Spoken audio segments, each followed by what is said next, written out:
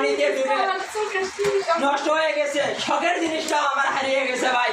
দেখেন কি একটা ঘুমাইছি আমি আজকে, একদিন আমার ডাকে ঘুরছে, ঠিক আছে। তখন আসলেও তো আমাদেরকে গার্মেন্টসে যাইতেই হয়, এটা কষ্ট নামক জেলখানা একটা, দেখছেন আমাদেরকে যাইতেই হবে। দেখেন এক বুক পানি, দেখছেন আমরা কিভাবে অফিসে যাব। অফিসালা তো গার্মেন্টসালা তো সেটা বুঝবে না।